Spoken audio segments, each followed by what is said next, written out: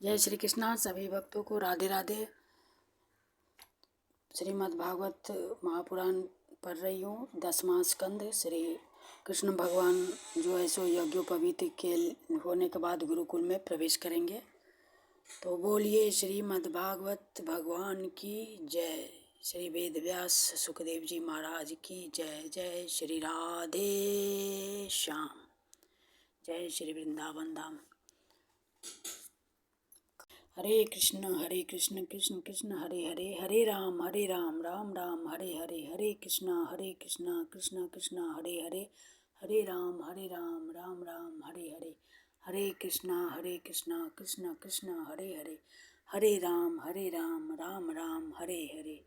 श्री कृष्ण गोविंद हरे मुरारे, हे नाथ नारायण वासुदेव, हे नाथ नारायण वासुदेव, हे नाथ नारायण वासुदेव।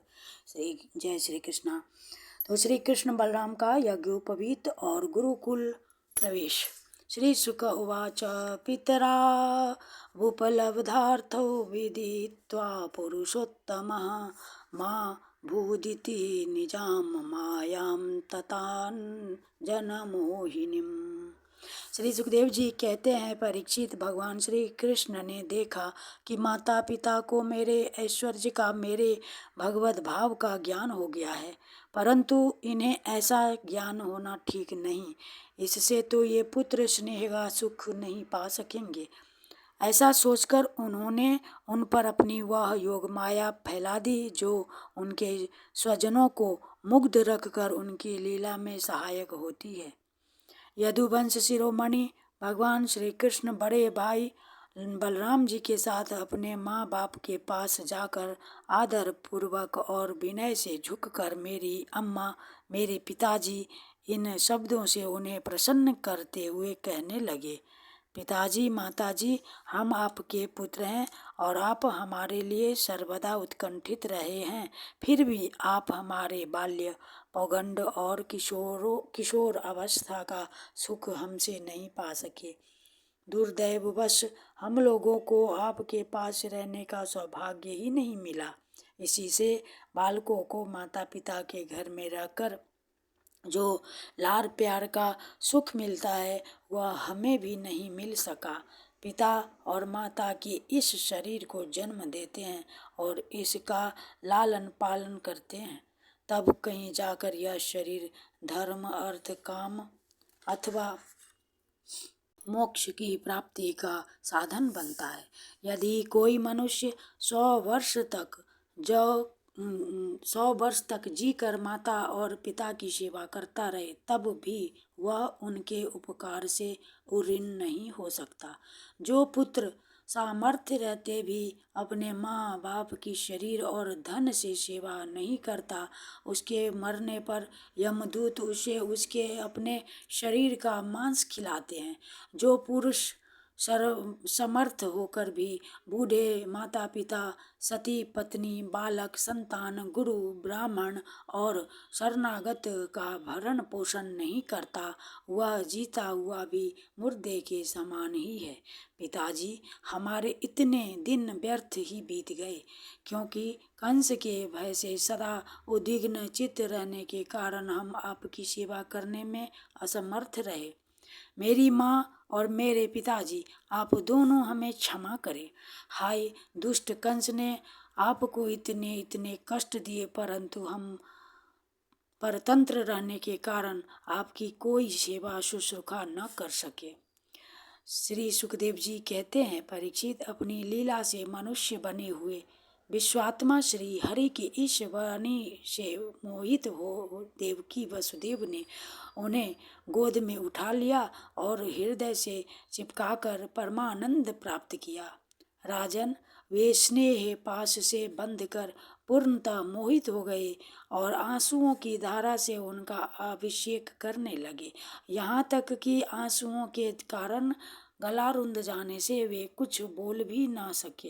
देवकी नंदन भगवान श्री कृष्ण ने इस प्रकार अपने माता पिता को सांत्वना देकर अपने नाना उग्रसेन को यदुवंशियों का राजा बना दिया और उनसे कहा, महाराज, हम आपकी प्रजा हैं, आप हम लोगों पर शासन कीजिए। राजा ययाति का शाप होने के कारण यदुवंशी राज सिंहासन पर नहीं बैठ सकते, परंतु मेरी ऐसी ही इच्छा है, इसलिए आपको कोई दोष न होगा। जब मैं सेवक बनकर आपकी सेवा करता रहूँगा, तब बड़े बड़े देवता भी सिर झुकाकर आपको भेंट देंगे। दूसरे नरपतियों के बारे में तो कहना ही क्या है।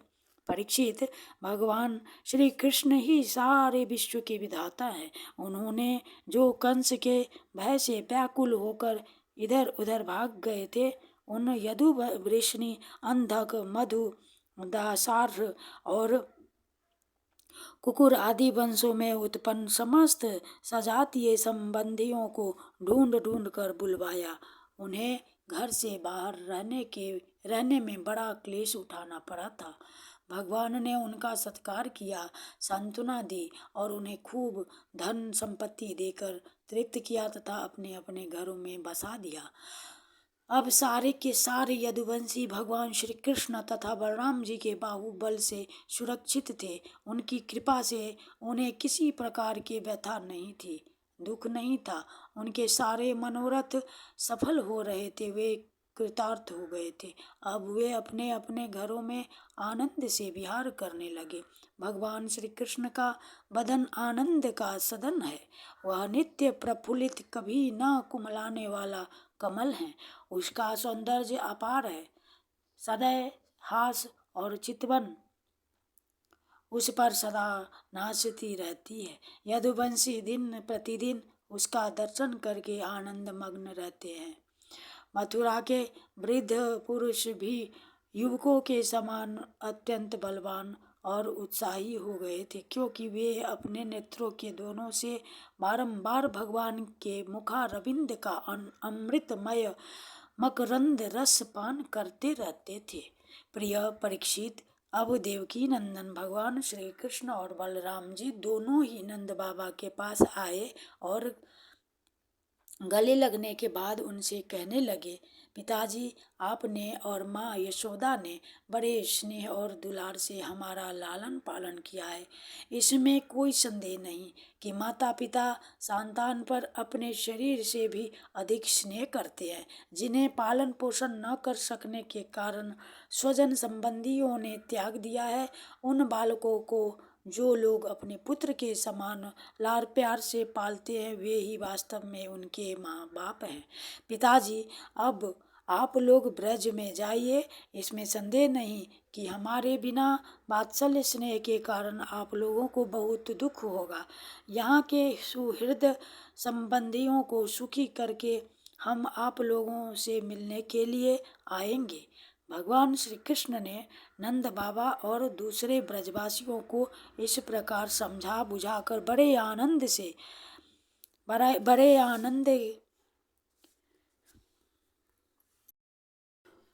आदर के साथ वस्त्र, आभूषण और अनेक धातुओं के बने बर्तन आदि देकर उनका सत्कार किया। भगवान की बात सुनकर नंद बाबा ने प्रेम से अधीर होकर दोनों भाइयों को गले लगा लिया और फिर नेत्रों में आंसू भरकर गोपों के साथ ब्रज के लिए प्रस्थान किया। हे राजन, इसके बाद वसुदेव जी ने अपने पुरोहित गर्गाचार्य तथा दूसरे ब्राह्मणों से दोनों पुत्रों का विधि पूर्वक द्विजाति समुचित यज्ञोपवीत संस्कार करवाया। उन्होंने विविध प्रकार के वस्त्र और आभूषणों से ब्राह्मणों का सत्कार करके उन्हें बहुत सी दक्षिणा तथा बछड़ों वाली गायें दी। सभी गायें गले में सोने की माला पहने हुए थी तथा और भी बहुत से आभूषणों एवं रेशमी वस्त्रों की मालाओं से विभूषित थी। महामती वसुदेव जी ने भगवान श्री कृष्ण और बलराम जी के जन्म नक्षत्र में जितनी गायें मन ही मन संकल्प करके दी थी, उन्हें पहले कंस ने अन्याय से छीन लिया था। अब उनका स्मरण करके उन्होंने ब्राह्मणों को वे फिर से दी। इस प्रकार यदुवंश के आचार्य गर्ग जी से संस्कार कराकर बलराम जी और भगवान श्री कृष्ण द्विजत्व को प्राप्त हुए। उनका ब्रह्मचर्य व्रत अखंड तो था ही, अब उन्होंने गायत्री पूर्वक अध्ययन करने के लिए उसे नियमतः स्वीकार किया। श्री कृष्ण और बलराम जगत के एकमात्र स्वामी हैं, सर्वज्ञ हैं। सभी विद्याएं उन्हीं से निकली हैं। उनका निर्मल ज्ञान स्वतः सिद्ध है, फिर भी उन्होंने मनुष्य की सी लीला करके उसे छिपा रखा था। अब ये दोनों गुरुकुल में निवास करने की इच्छा से काश्यप गोत्री संदीपनी मुनि के पास गए, जो अवंतीपुर उज्जैन में रहते थे। वे दोनों भाई विधि पूर्वक गुरु जी के पास रहने लगे। उस समय वे बड़े ही सुसंयत, अपनी चेष्टाओं की सर्वथा नियमित रखे हुए थे। गुरु जी तो उनका आदर करते ही थे। भगवान श्री कृष्ण और बलराम जी भी गुरु की उत्तम सेवा कैसे करनी चाहिए इसका आदर्श लोगों के सामने रखते हुए बड़ी भक्ति से इष्टदेव के समान उनकी सेवा करने लगे। गुरुवर संदीपनी जी उनकी शुद्ध भाव से युक्त सेवा से बहुत प्रसन्न हुए। उन्होंने दोनों भाइयों को छहों अंग और उपनिषदों के सहित संपूर्ण वेदों की शिक्षा दी। इनके सिवा मंत्र और देवताओं के ज्ञान के साथ धनुर्वेद, मनुस्मृति आदि धर्म शास्त्र, मीमांसा आदि वेदों का तात्पर्य बतलाने वाली शास्त्र, तर्क विद्या आदि की भी शिक्षा दी। साथ ही संधि, विग्रह, ज्ञान, आसन, द्वैध और आश्रय, इन 6 भेदों से युक्त राजनीति का भी अध्ययन कराया। परीक्षित, भगवान श्री कृष्ण और बलराम सारी विद्याओं के प्रवर्तक हैं। इस समय केवल श्रेष्ठ मनुष्य का सा व्यवहार करते हुए ही वे अध्ययन कर रहे थे। उन्होंने गुरु जी के केवल एक बार कहने मात्र से सारी विद्याएं सीख ली। केवल 64 दिन रात में ही संयमी शिरोमणि दोनों भाइयों ने 64 कलाओं का ज्ञान प्राप्त कर लिया। इस प्रकार अध्ययन समाप्त होने पर उन्होंने संदीपनी मुनि से प्रार्थना की कि आपकी जो इच्छा हो गुरु दक्षिणा मांग ले। महाराज संदीपनी मुनि ने उनकी अद्भुत महिमा और अलौकिक बुद्धि का अनुभव कर लिया था, इसलिए उन्होंने अपनी पत्नी से सलाह करके यह गुरु दक्षिणा मांगी कि प्रभास क्षेत्र में हमारा बालक समुद्र में डूबकर मर गया था, उसे तुम लोग ला दो। बलराम जी और श्री कृष्ण का पराक्रम अनंत था, दोनों ही महारथी थे। उन्होंने बहुत अच्छा कहकर गुरु जी की आज्ञा स्वीकार की और रथ पर सवार होकर प्रभास क्षेत्र में गए। वे समुद्र तट पर जाकर क्षण भर बैठे रहे। उस समय यह जानकर कि ये साक्षात परमेश्वर हैं, अनेक प्रकार की पूजा सामग्री लेकर समुद्र उनके सामने उपस्थित हुआ। भगवान ने समुद्र से कहा, समुद्र, तुम यहाँ अपनी बड़ी बड़ी तरंगों से हमारे जिस गुरु पुत्र को बहा ले गए थे उसे लाकर शीघ्र हमें दो। मनुष्य वेशधारी समुद्र ने कहा, देवाधिदेव श्री कृष्ण, मैंने उस बालक को नहीं लिया है। मेरे जल में पंचजन नाम का एक बड़ा भारी दैत्य जाति का असुर शंख के रूप में रहता है। अवश्य ही उसी ने वह बालक चुरा लिया होगा। समुद्र की बात सुनकर भगवान तुरंत ही जल में जा घुसे और शंखासुर को मार डाला, परंतु वह बालक उसके पेट में भी नहीं मिला। तब उसके शरीर का शंख लेकर भगवान रथ पर चले आए। वहां से बलराम जी के साथ श्री कृष्ण ने यमराज की प्रिय पूरी संयमनी में जाकर अपना शंख बजाया। शंख का शब्द सुनकर सारी प्रजा का शासन करने वाले यमराज ने उनका स्वागत किया और भक्ति भाव से भरकर विधि पूर्वक उनकी बहुत बड़ी पूजा की। उन्होंने नम्रता से झुककर समस्त प्राणियों के हृदय में विराजमान सच्चिदानंद स्वरूप भगवान श्री कृष्ण से कहा, लीला से ही मनुष्य बने हुए सर्वव्यापक परमेश्वर, मैं आप दोनों की क्या सेवा करूं? श्री भगवान ने कहा, यमराज, यहाँ अपने कर्म बंधन के अनुसार मेरा गुरु पुत्र लाया गया है। तुम मेरी आज्ञा स्वीकार करो और उसके कर्म पर ध्यान न देकर उसे मेरे पास ले आओ। यमराज ने जो आज्ञा कहकर भगवान का आदेश स्वीकार किया और उनका गुरुपुत्र ला दिया। तब यदुवंश शिरोमणि भगवान श्री कृष्ण और बलराम जी उस बालक को लेकर उज्जैन लौट आए और उसे अपने गुरुदेव को सौंपकर कहा कि आप और जो कुछ चाहे मांग ले। गुरुजी ने कहा, बेटा, तुम दोनों ने भली भांति गुरु दक्षिणा दी, अब और क्या चाहिए? जो तुम्हारे जैसे पुरुषोत्तमों का गुरु है उसका कौन सा मनोरथ अब पूर्ण रह सकता है?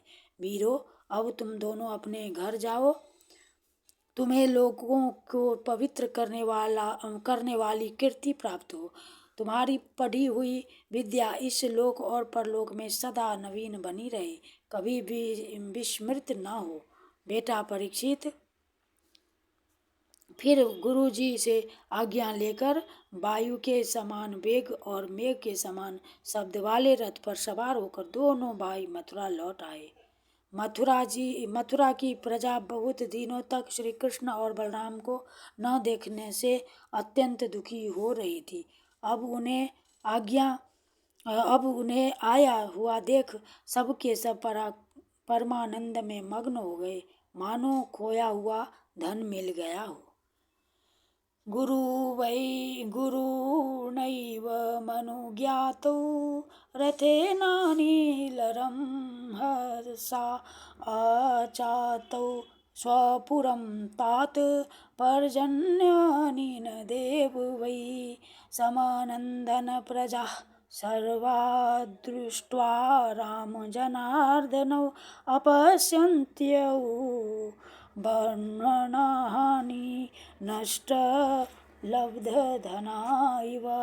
इति श्रीमद्भगवते महापुराणे परमहंससंहितायां दशमस्कन्धे पूर्वार्धे गुरुपुत्रानयनं नाम पञ्चचत्वारिंशो अध्यायः। श्रीकृष्णार्पणं श्रीकृष्णार्पणं श्रीकृष्णार्पणम्। श्री कृष्ण गोविंद हरे मुरारे, हे नाथ नारायण वासुदेव। श्री कृष्ण गोविंद हरे मुरारे, हे नाथ नारायण वासुदेव। हे नाथ नारायण वासुदेव, हे नाथ नारायण वासुदेव। श्री कृष्ण गोविंद हरे मुरारे, हे नाथ नारायण वासुदेव। हरे कृष्णा कृष्ण कृष्ण हरे हरे, हरे राम राम राम हरे हरे। हरे कृष्ण कृष्ण कृष्ण हरे हरे, हरे राम राम राम हरे हरे। हरे कृष्ण कृष्ण कृष्ण हरे हरे, हरे राम राम राम हरे हरे। हरे कृष्ण कृष्ण कृष्ण हरे हरे।